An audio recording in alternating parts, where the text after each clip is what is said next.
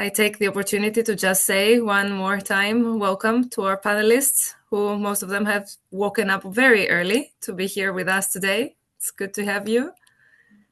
And of course, welcome back, Paul. It's always a pleasure to do this together with you. And well, many of you already know Paul from the Nordic Tourism Collective. It's a familiar face to many of us.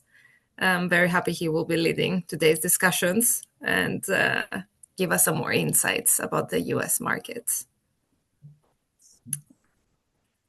Let's see. Okay. Well, I think we can just officially kick off this webinar. A warm welcome, as always, from the AETC team. I know you have busy calendars, so thank you for making the time to be here with us. As you know, this session is the second that we have in the Market Insights webinar series. We had the one from the UK last week. In case you missed that, you're going to have the recording very soon in Basecamp. And today we're going to be focusing on the US market. So before I hand it over to Paul, because you're not here to hear me babbling, just a few housekeeping notes. So first of all, today's session is being recorded. So in case you cannot make it until the end, or if you want to share it with your colleagues, we're going to be sharing the recording quite soon. And also, we are going to have the third and last for now webinar next week on the 23rd of May, 9 Swedish and Norwegian time, 10 Finnish time, on some more European markets, Italy, France, and Spain. One thing also very important, I think the chat is deactivated like last time. But if you have any questions, and we would love to receive your questions, you can use the Q&A button here in the Zoom platform. So yes, I'm also available by email if anybody has any other questions. So I'll hand it over to you, Paul. Thanks very much, Alexia, and good afternoon, everybody up in the north, and good morning to everybody over in the States. And delighted to be here once again with our lovely colleagues up in the northern part of Scandinavia. My name's Paul Wagner. I'm from the Nordic Tourism Collective, and as I mentioned last time, we represent the tourism suppliers from the west in Greenland to the east in Finland and the Baltic states. And we're really looking forward to this webinar today because I think there's a lot of people asking about what's happening in the US, and my gosh, we've got a fabulous panel for you today. And let me just tell you who we've got with us today. It's fantastic. First of all, we've got Carly Bigart, who is the VP Sales and Marketing for the Americas for Hurtigruten. Good morning. Hi, Carly. We have Joe Green, who's Senior VP for the Americas for Kuoni Tumla. Good morning, Joe. We have Elaine Paik, who's our Nordic travel expert based in Minnesota, very experienced on the outbound to the Nordic region from the US. Hi, Elaine. Good morning. And David Di Gregorio, who is the Manager of Trade for Innovation Norway, as well as many other hats. Morning. Morning, David. Lovely to see you all. Okay, great. I'm now going to do the my favorite thing, which is sharing the slide, and hope that's nice and smooth. Okay, as mentioned, we're now talking about the US market today, the US market, which is very important for the Nordics, for Europe, for all of us, and what a great panel we have here today. So I'm going to start by just giving some very general information about how things are at present. And as everybody's well known, the last 3 years for the Nordic region from the US has been absolutely booming. It's been record-breaking numbers. And of course, the discussion here today is to find out if this will continue. And of course, we've had this complete change in geopolitics and economies in the last 110 days or so. And it's not kind of yet evident what impact this will have on our tourism. And this is what we'll be talking about today. The Nordics, in theory, should not be a problematic region for US travelers in terms of relationships with the US, and we'll be talking about that a little bit as well. But most holidays in 2025 have already been booked, as the US market is a quite long-term booker, and they were booked prior to January 2025. So we'll be talking to our panelists about if there's any impact on those. But forward bookings are still looking relatively strong. We've heard good numbers from the group escorted tour operators who mainly come to the greater part of Europe and to the Nordic region. And they're still looking good signs. That's quite a good barometer as well as how things are going. The delights of Zoom sometimes. Okay, so that's what I mentioned. So Santa Claus not so big for the US market. And which type of operators are producing from the US? We'll be talking about this a little bit in more detail, but just generally, the FIT customized operators, the concierge services, they're producing very well to the region. Small groups, ad hoc groups as well. Escorted group departures, I mentioned earlier, are very important producers for the Nordics as well. And the high-end bespoke operators offering Nordic and Arctic experiences, also very important.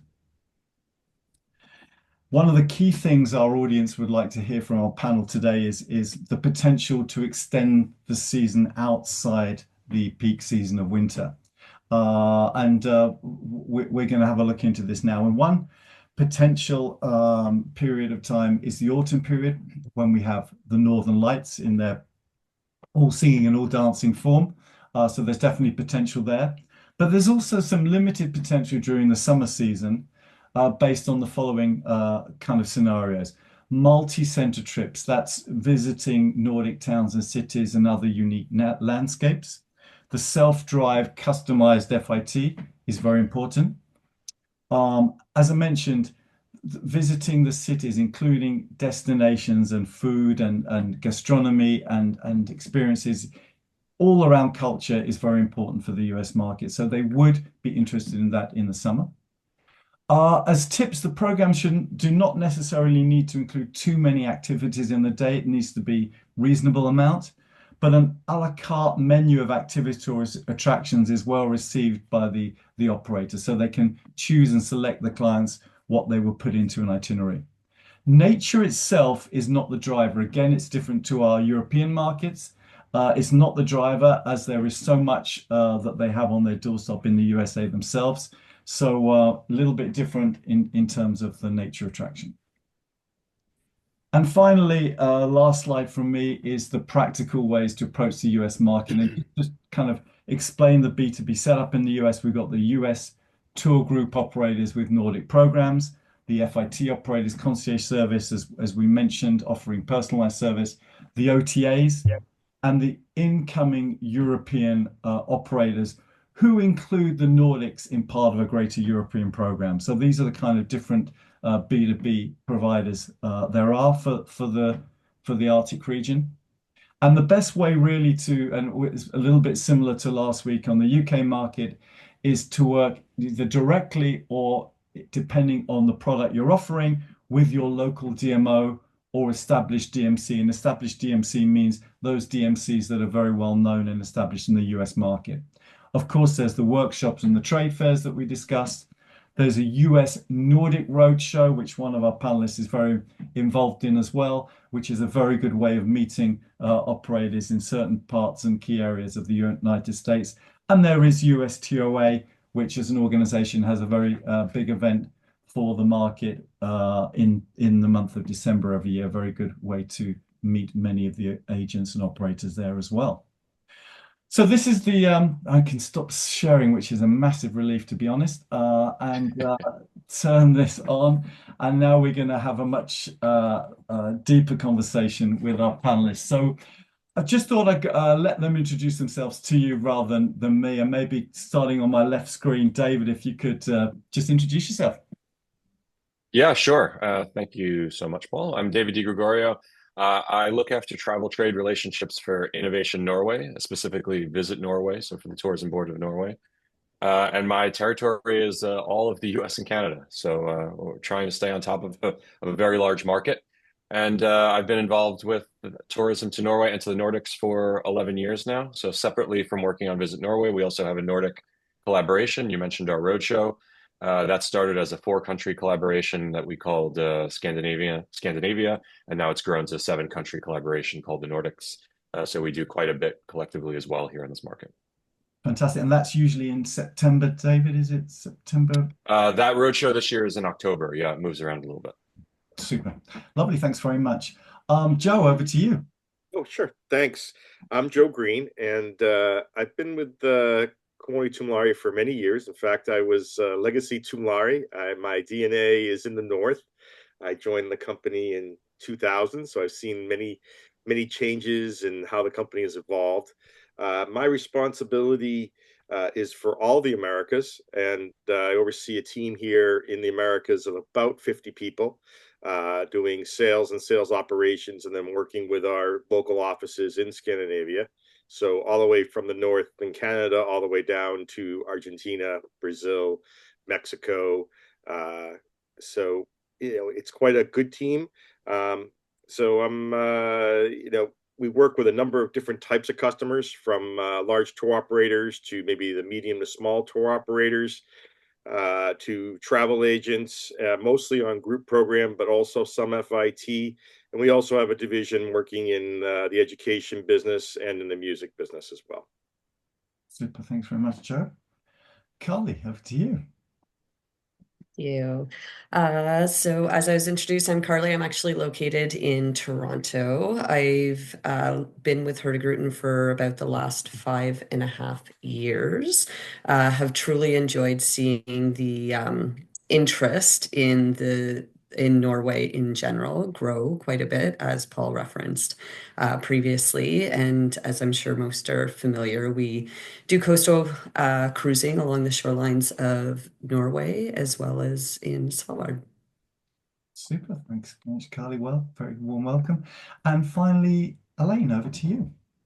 Yes, hi, I'm Elaine Pike, and I have been in sort of the tour operation realm since 1999, working with only Nordic tour operators. I've been with Borton Overseas and 50 Degrees North, and now I've kind of, being in it for so long, done a bit of a pivot, and I'm going to be working more with B2C. So I've started my own company and kind of taking it from there. And I'm of Swedish, Norwegian, and Danish descent. So it's just something that I've been really passionate about all my life, travel to these regions, and I'm just really excited to kind of continue that. So, yeah.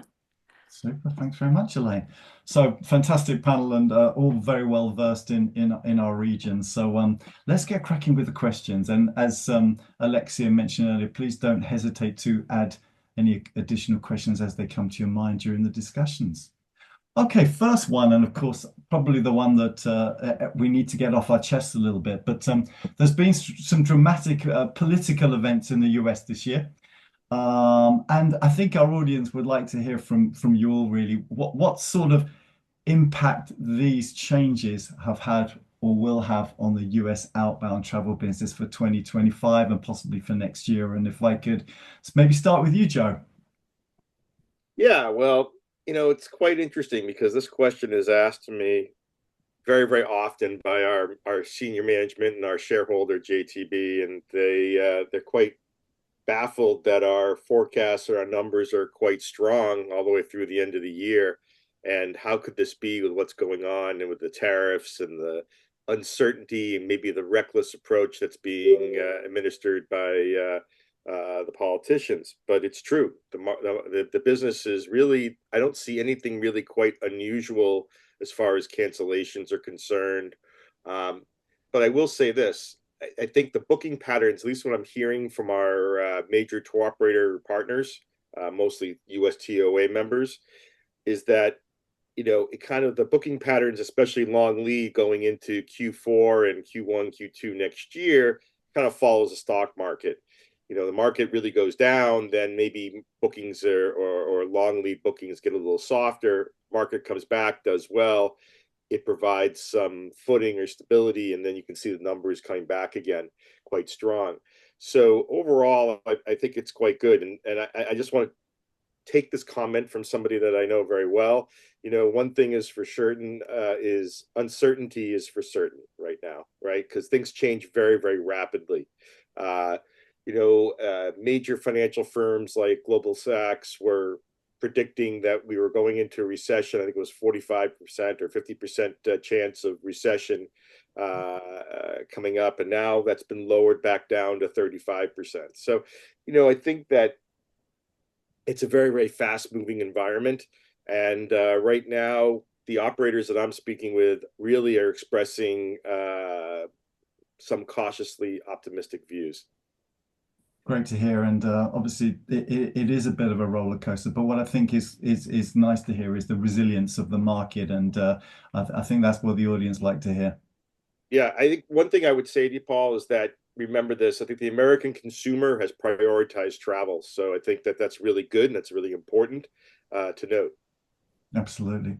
Anything you want to add there to that, David? Any thoughts? Your side? I think like Joe, it's like the number one question I'm asked over and over again.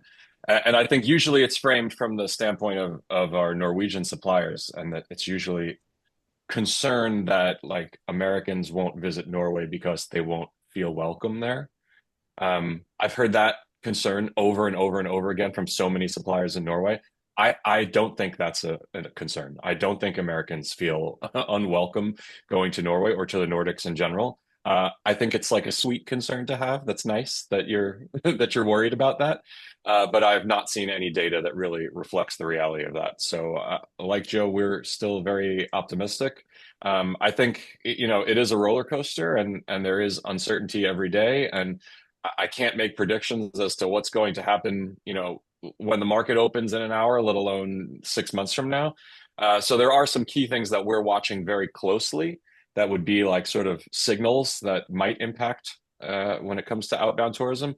Those would be, I think, if we start seeing like restrictions on inbound tourism to the US, that's of like very high concern to me. I don't want to see anything like that, because that will ultimately lead to restrictions in the other direction as well. Any like sharp devaluation of the USD. We've seen like a little uncertainty around that in the last couple of weeks with the market, but so far it's held quite strong and is still as strong as it was pre-COVID against Nordic currencies. So that's positive. And the other being air route reductions. So I wouldn't want to be in the inbound to US tourism business right now, and I think people are definitely changing their travel habits coming into the US. So will that ultimately lead to changes in just air routes? If flights are filled one way and not the other, what will that mean for us? So again, haven't seen any of that yet, but those are sort of the three things that we're watching very closely. Really interesting. Thanks, David. Some great points there. Carly, anything you wanted to add, maybe on the kind of how the bookings are looking this year and maybe next year? Any thoughts? Yeah, so to add to that, it's interesting, when we first started talking about this, my answer was different than it is today. And I think that just speaks to the volatility and the ups and downs that both Joe and David referenced. So, I think we were all very strong for 25 going into 25. It was such a great year for us, right? Most of the industry.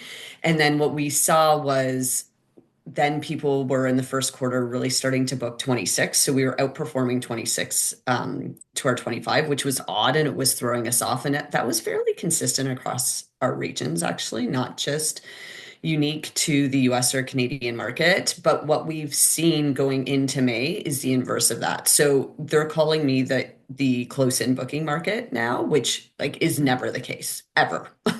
So we've seen now that people are a little more nervous about 26 with that uncertainty, is at least what we're seeing.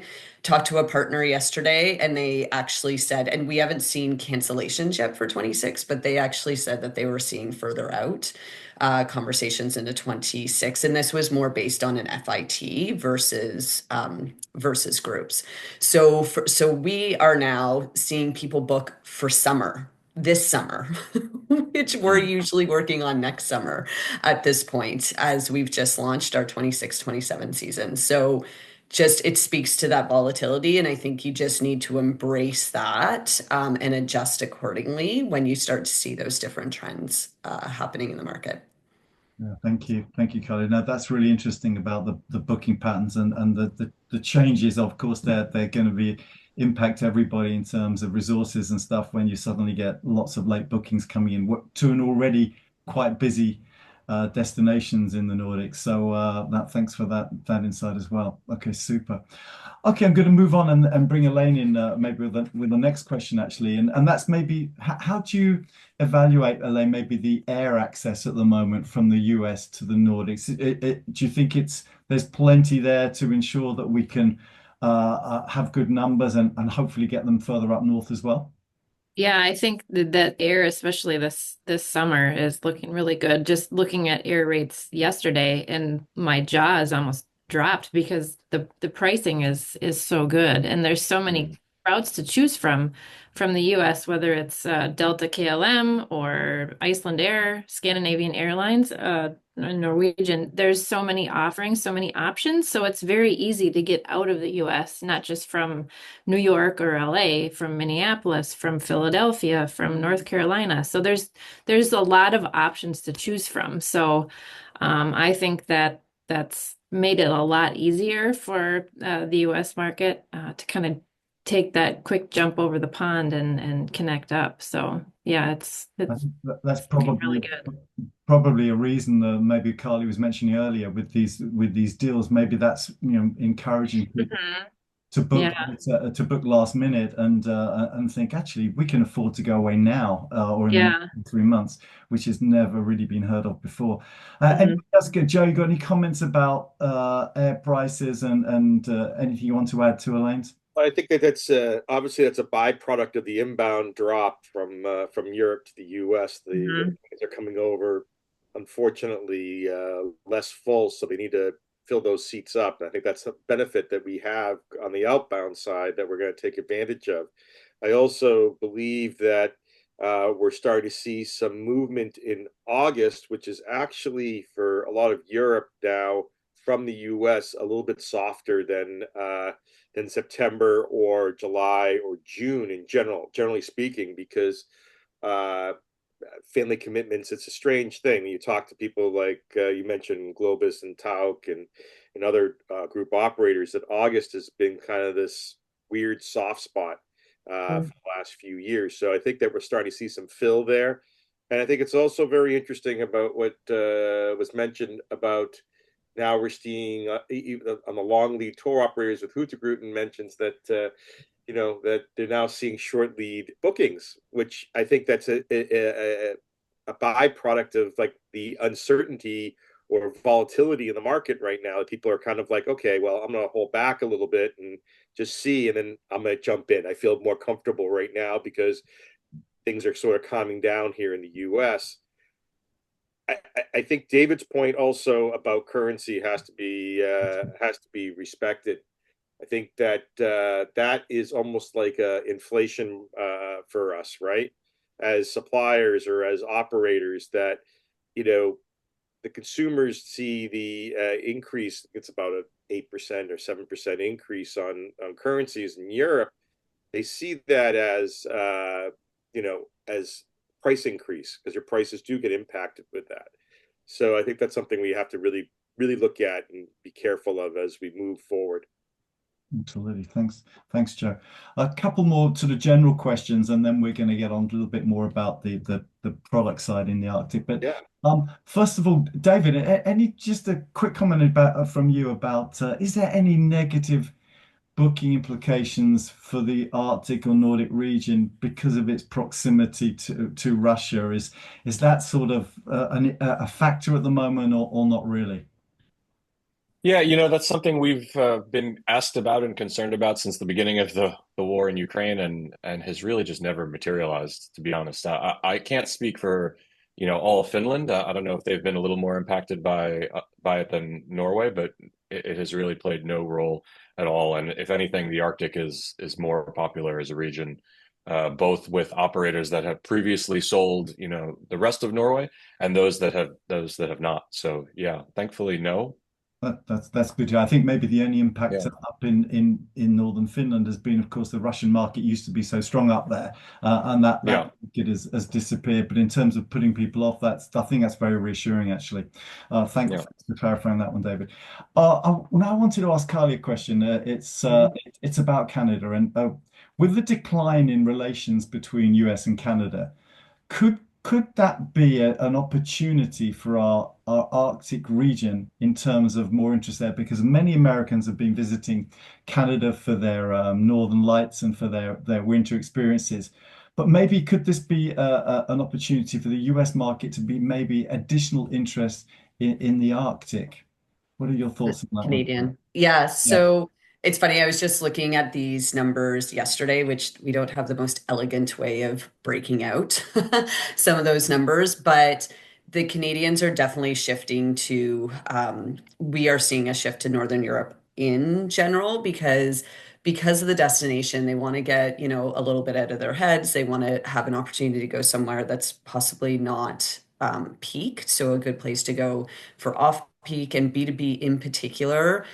We just started a new Canadian residency offer. So there's a lot of those offers in the Canadian market right now as well. And we sell in USD. So very big difference because number one, Norway is quite expensive for Canadians, right? And our currency hasn't stacked up as well as the US currency has. So that's definitely a consideration. But we've seen since we've made that move about a 70% increase in the overall B2B business in Canada. So I do definitely think it's an opportunity because they're still looking to go. And I do think that summer is a great opportunity. I know we'll talk a little bit about off-peak or that fall season. That's been really attractive as well. So I do think that there's good opportunity for Canadians.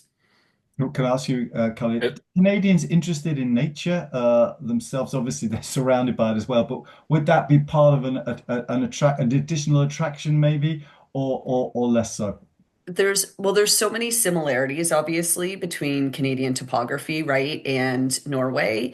I think a big part of it is the authenticity. Well, couldn't say that word properly because I always say about Norway, it's unforgivably Norwegian. And I mean that as a true compliment. And I think a lot of people that are looking to go to Nordics in general are just looking for that type of experience. And just Norway really fits the bill. So nature comes with that, but I don't think it's the first reason they're picking it, but it absolutely delivers well on this authentic experience that they're looking for. Absolutely. Probably that is such a great way to describe it. I love it. I think that's really good. Absolutely. No, thank you. I was going to ask David a question regarding Canada as well. Yeah. Obviously the Americans are maybe thinking normally that they would maybe turn to Canada as a winter destination to view their winter experiences. Is there a chance that this could be an opportunity for our Arctic region in terms of in terms of potential looking to alternative destinations rather than Canada, or do you think this will blow up pretty quickly and they'll go back to Canada? Yeah, so I'll answer without much data. I think kind of anecdotally, because I think this rift, to call it to simplify it, between the US and Canada, I think it does create opportunity for Canadians in the Nordics. I don't know if it creates more opportunity for Americans. I don't think Americans are going to be avoiding Canada, just given the context around this nonsense. So no, I think Americans that are planning to go to Canada are probably going to go and enjoy a weaker Canadian dollar as they planned. I don't know if they're necessarily going to pivot their plans and look to alternatives and see the Nordics as, a similar sort of experience, as much as the other way around. That Canadians are going to be more actively protesting visiting the US, which I think is totally justified. No, I think it's great. And I think it's very important that we shed a light on the Canadian potential, actually, because David, your roadshow for October also visits Canada as well. It does, yes. We'll be in Seattle, Toronto, and in New York. Okay, so that's very yes. interesting. So I think that emphasizes how relevant that roadshow is now, because the Canadian market is very much something for everybody to think about. So thanks for that. And obviously, it's for Norway, Sweden, and Finland that the potential is there. Yeah.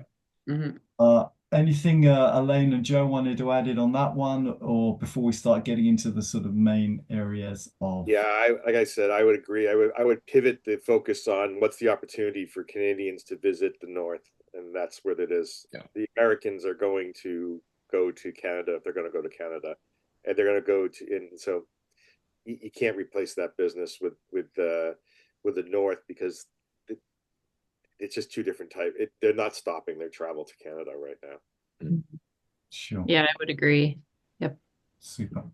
Okay, now we're going to talk a little bit more about the region itself in the Arctic, and it's traditionally a high season winter destination. But what our audience would really like to hear is there are there other times outside of this peak period, December to March, where you think the region could be more attractive to the US market? And I wanted to bring this maybe over to you, Elaine. What your thoughts are? What potential there is outside of this high season?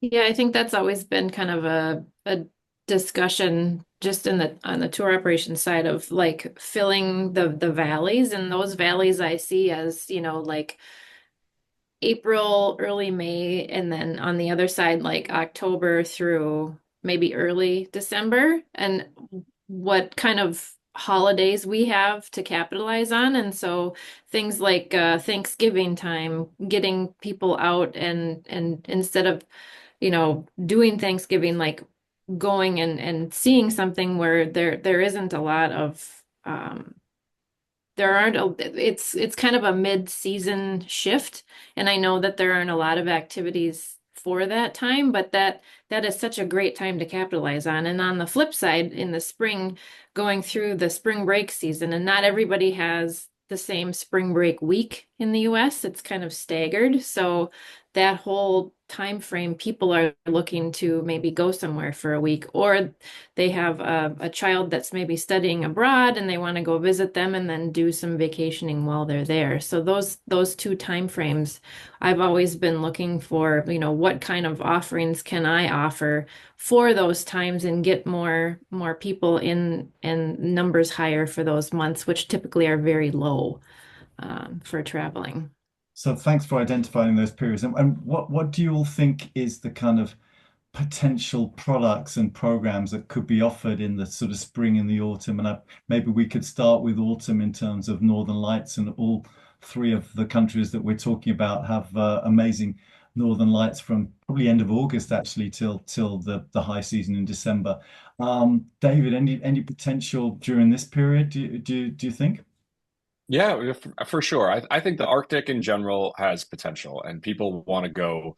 They're not really necessarily thinking, oh, this is the high season is the time to go. They're always asking, is it okay to go in the summer? Is it okay to go in September? Is it okay to go in March? I mean, even in the summertime here, we're trying to get more interest away from the areas of Norway that have been, maybe a bit oversold, and up into the north. People want cooler, coolcations, cooler summer destinations.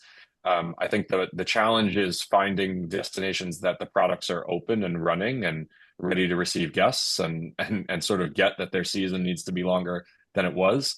I think Northern Norway's done a pretty good job around that. And, even when you look at the destination websites for like Visit Tromsø, the first thing when you land on the site is like summer or winter. And when you click that, it shows like a totally different product offering that's available there. So I think having that product there is super important, but the demand is definitely there. Yeah, some great points there as well. And obviously destinations like Tromsø, like Lofoten Islands and Svalbard have really flourished in the last few years. And this has put the kind of Arctic and Northern Norway region really in the light for everybody. So I think that's really key, to have really attractive destinations and cities and places where people can visit, and combining the Arctic region with the likes of the capital cities. That could be Stockholm and Swedish Lapland. It could be Helsinki or the Finnish lakes and northern Finland. So I think there's lots of potential combinations of trips. And I was wondering, obviously, Carly, the very nature of Hurtigruten is you do lots of port to port and lots of destinations in Norway. But the point I'm making is that you can really experience more than just going to one destination. It's important to maybe experience the cities, the cities in Nordics, which are so modern and dynamic, with the likes of the incredible Arctic region. What are your thoughts on that one? The combination of a dual center or a multi-center holiday? Yeah, and I think, I mean, that's kind of the definition of what we do, right? So we want to be able to offer that to everyone. And just to comment too first on the Norwegian coastline, what's amazing about what I would call off-peak in October has become for us in this market actually a really great month. For sales, April is still a bit problematic because I feel like Easter and there's a lot of holidays and to the point about different spring breaks.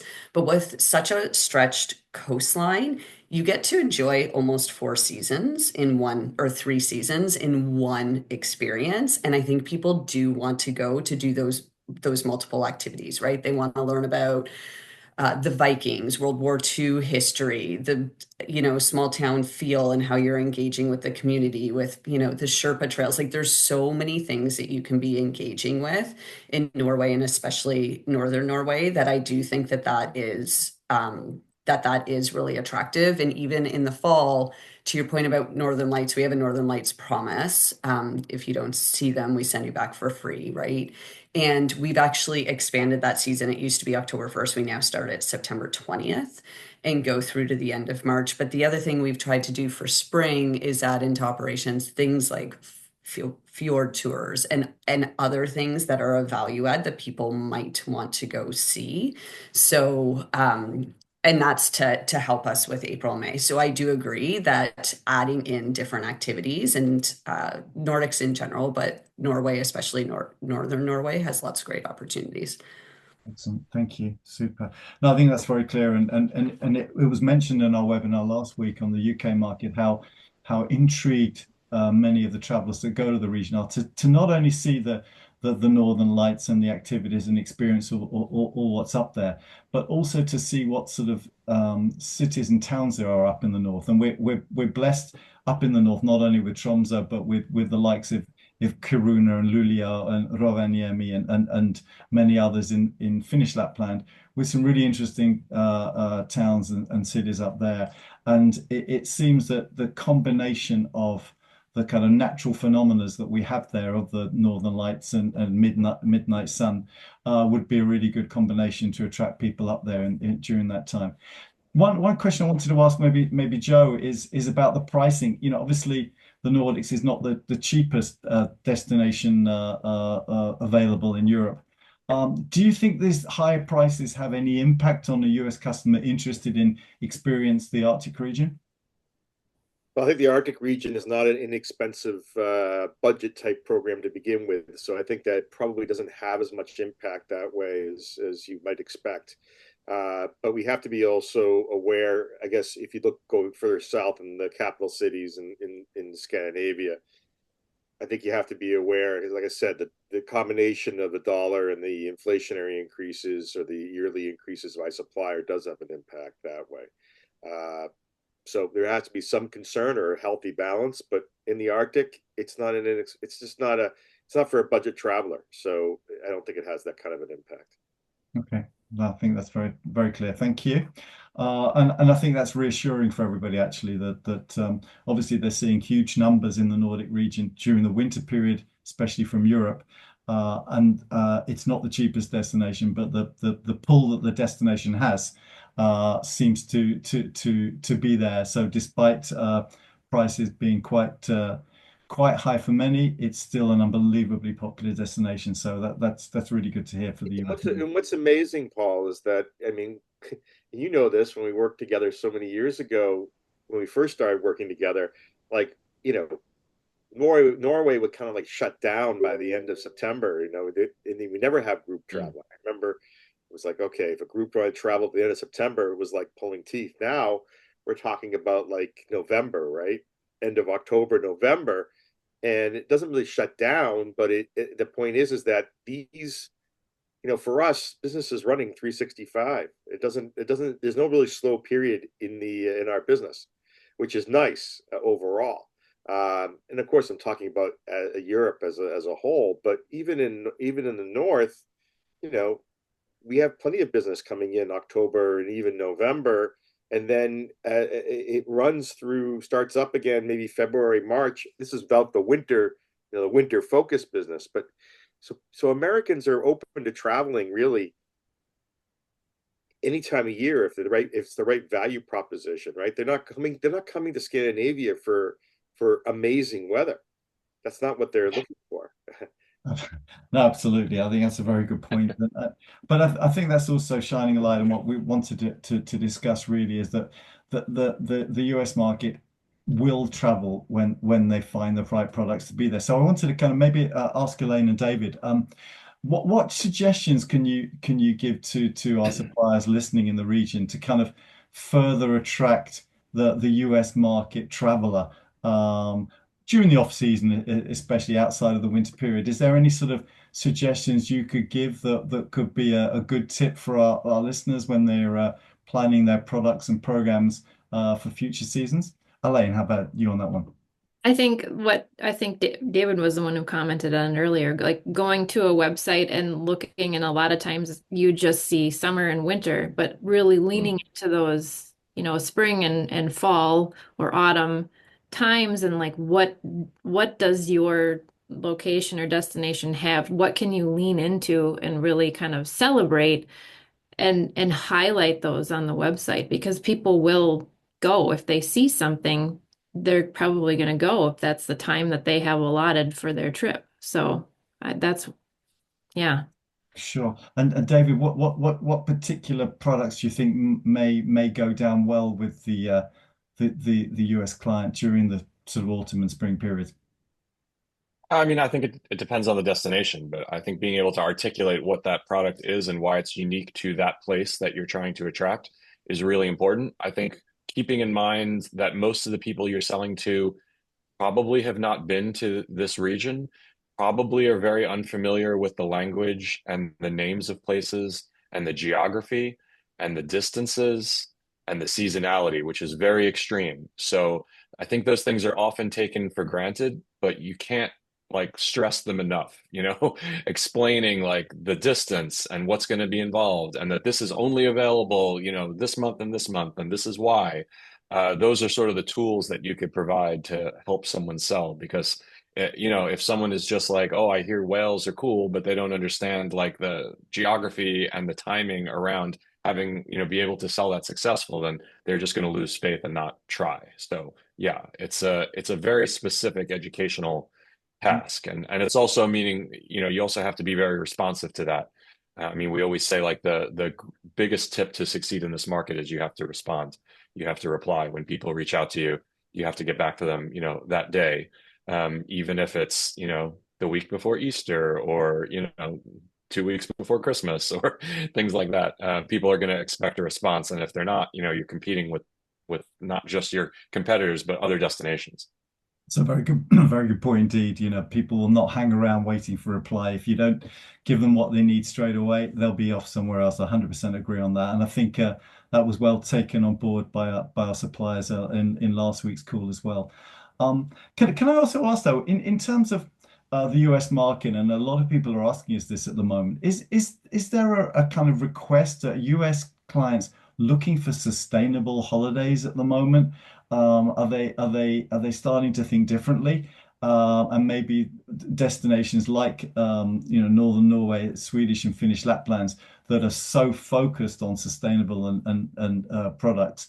Is that an opportunity there, or are we still much too early on the sustainable journey to even consider that? Carly, what about you? Your thoughts on that one?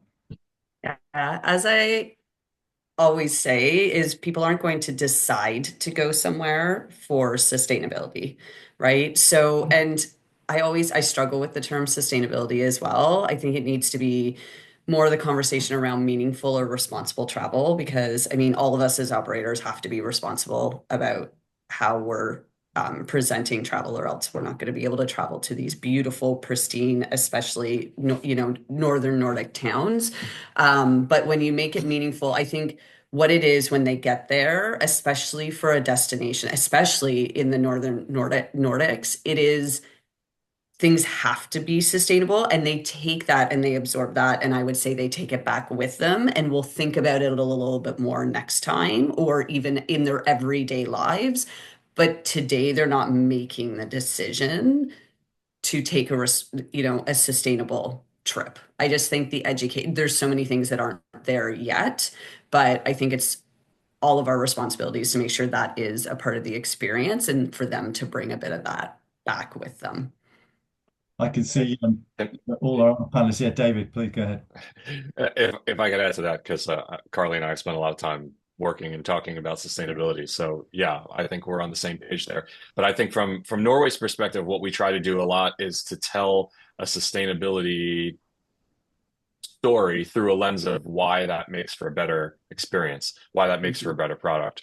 So why is emission-free fjords important? It's great because it's sustainable and it's good for the planet, but it also makes a better experience for those experiencing the fjords, to be on an electric powered ship, to be silent, to be in nature. Why does a downtown Oslo without cars, that is a sustainable, that is part of Oslo's sustainable journey, but it makes for a better experience for those that are visiting Oslo and exploring it on foot. So we try to always bring it back to how like the larger macro sustainable initiatives that are taking place in Norway are reflected in better experiences in tourism, because that's what's going to ultimately make someone want to come and see it. Yeah, that's a great answer. That's really well said. That's really a great point of view of that. And also, the customer experience or the guest experience when they're in Norway, what they bring back from that experience, that will help just perpetuate the message, so that maybe someday that will be an important buying proposition for them. Yeah, no, I think it's important that we understand now where we are on this journey, and I agree with Carly. The sustainability word is not a good one, but our responsibility is for the industry to make sure that people know there is plenty of sustainable products around, and in the region that we all love so much, there is so much potential there.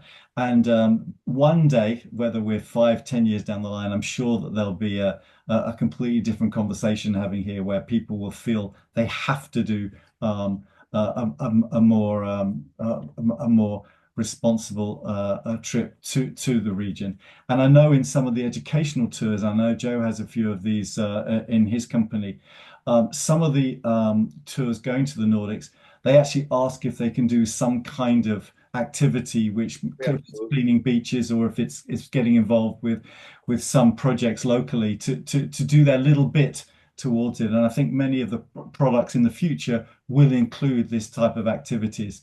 Joe, is there anything there that you? I think again, they understand, or the universities that we work with, they understand how these countries approach sustainability, that it's a way of life, and the way that they have developed this within their culture.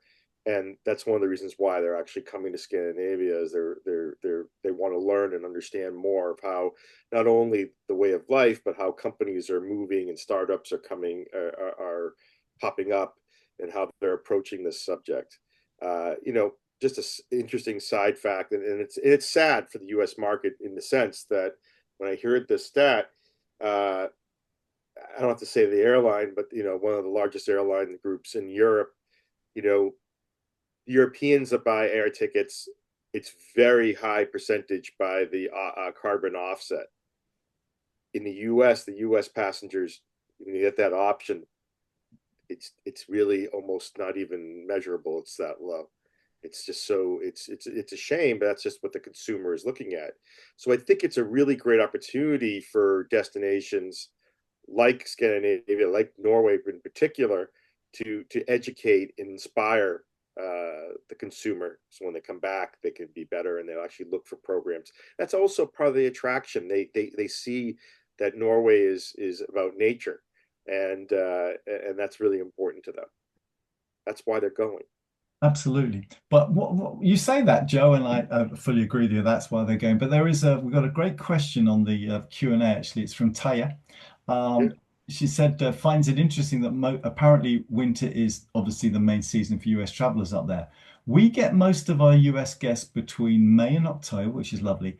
And brackets Sami Museum in Inari. Most of our US market come to us overseas adventures Grand Circle Tour, so they're obviously coming with rearranged programs. But again, it's that kind of a cultural experience that is very, very special with the Sami Museum.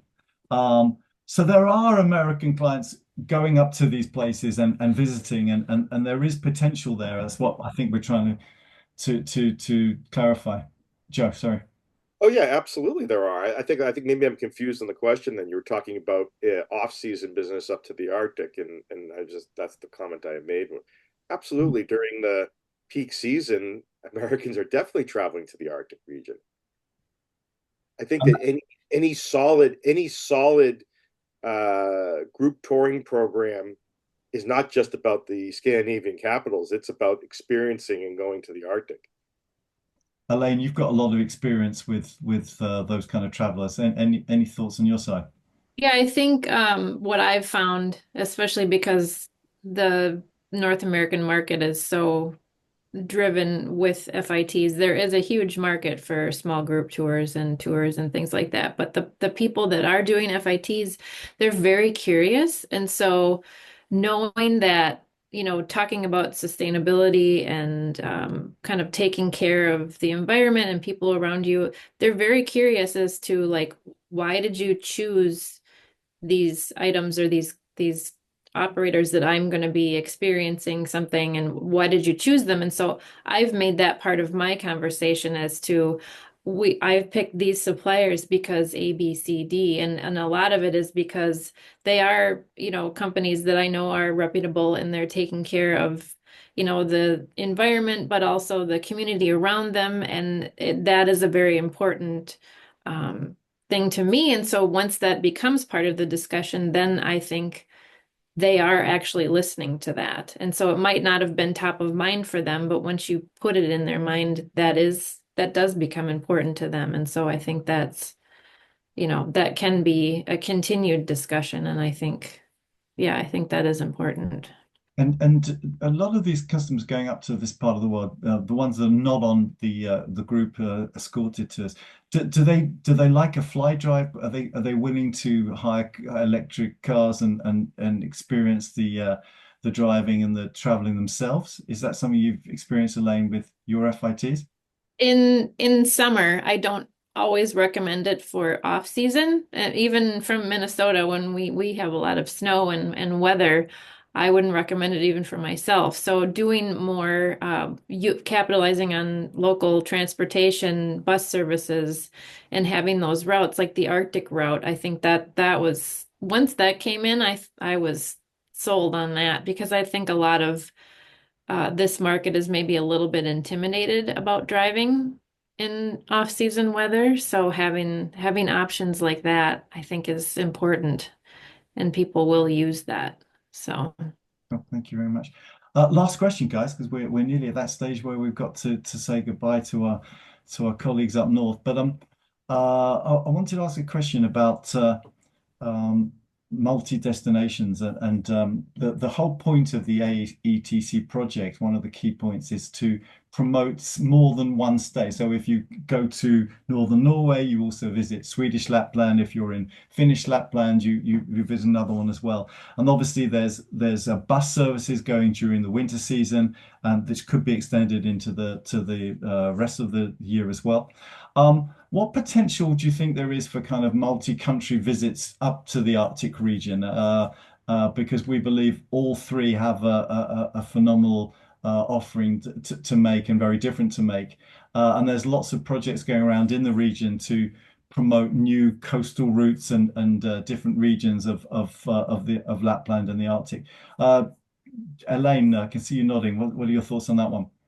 I think that's excellent. I'm trying to promote, more slow travel and slowing it down, but having more accessibility within, Sweden, Norway, and Finland, and being able to, once you're up there, being able to connect the dots easier, I think is really important. And I think more people would spend a longer amount of time up there if they knew that they can get around a lot easier. So. Absolutely. Carly, I know that your customers can get off the ships and do some further traveling afterwards. What are your thoughts on that? Yeah, we're very, very supportive. We like the land and sea component. Like Norway's got a huge shoreline, right? So you can really get that sea experience. And then you've got, Finland, Sweden, that, you know, are a great complement to that with the land program. So we're definitely very supportive of doing multi-destination. David, any thoughts from you? Thank you. Thanks, Carly. I think the opportunity is there. I think what we've always struggled with in the past was moving people between those destinations without bringing them all the way back south and then, capital to capital and back up. But I think what we've seen now is a lot of these Arctic destinations have better air connectivity to the rest of Europe. So that's key, I think. I mean, look, like if you look at Tromsø now, there's direct flights from like Paris, Vienna, London, Milan, Amsterdam, like all the main gateways. And you're seeing more of that in Buda and in Kiruna. So if the land connections are there, but you could bring people with one connection from the US through Europe and then up to Tromsø and then carry overland somewhere else and then back through another connection in Europe, those are growing and that's making it much easier. So I think that's a great thing.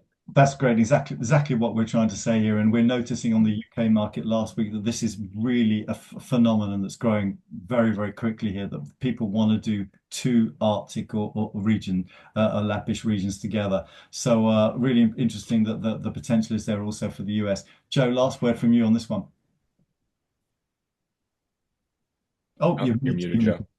Right, guys. I think it's also very important that we encourage this and we grow this because it spreads it along the supply chain. And I think that's really important.